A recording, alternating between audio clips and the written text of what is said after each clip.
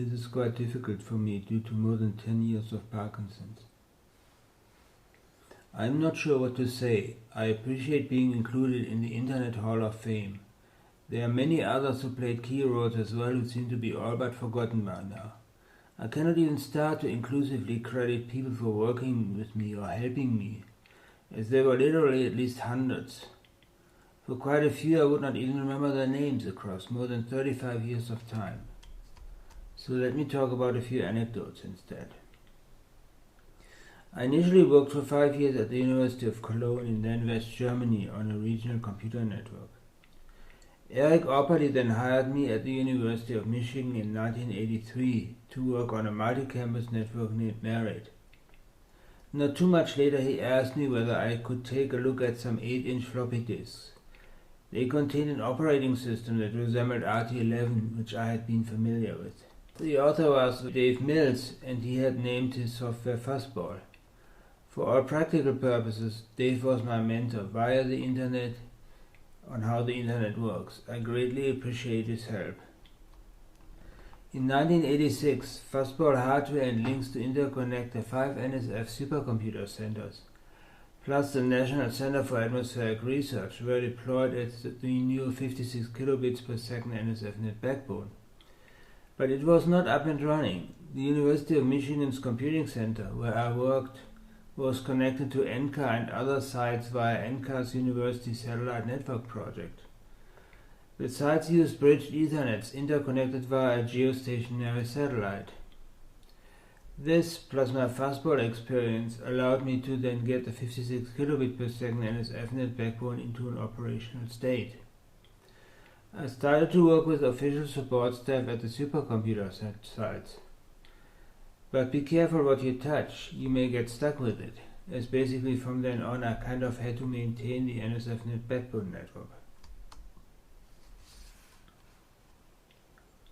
While that was impactful, I often felt fairly alone in terms of people to have system level discussions with. That was very scary for me, knowing that so many depended on the working network. Fast forward a few years. Life became easier when the T1 NSFnet backbone project started, as there was real staff. Both direct staff in my internet engineering group, as well as with our collaborating project partners IBM and MCI. We all had some growing up to do in terms of what to build and how to build it, alongside often skeptical regional network staff. Speed was obviously a big deal. For example, I remember that MCI thought we were pretty crazy about wanting a T1 1.5 megabit per second capability that was not channeled into 56 kilobit per second circuits. They felt like we were completely insane when we then added that just a few years later we will need unchanneled T3 45 megabit per second. Things have changed since then. I would like to give special thanks to Steve Wolf, who was then running the National Science Foundation Network Program, for believing in me and the project team to get the NSFnet to work. Another dozen of years or so forward, the world had started to accept the internet for several years. The term became a household name. The High Performance Wireless Research and Education Network had come into existence.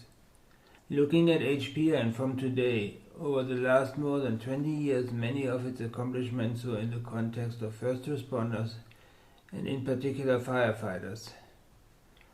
But more than that, for me, our work with Native Americans was what I perceived as being particularly successful. This included connecting Native Americans starting in 2000, then educating them to build networks on their own, and then via their tribal digital village network reaching a point where they actually helped HPN with connectivity via their TDVNet mountaintop nodes. Especially gratifying was when in late 2000 HPN enabled a learning center director to move away from dial-up. Now she was able to remove an internet access as 30 minutes per person sign for the young learners. Then she saw school grades significantly improve. On a more somber note, We celebrate the achievements and the positive societal impact that the Internet provided across the decades past. But like many other people, I'm concerned that there is still no legal and ethics framework around its use. Everyone basically has equal rights for distributing their views, with the recipients often unskilled to separate out credible information, who are unable to recursively see causes behind symptoms in what they think they learn.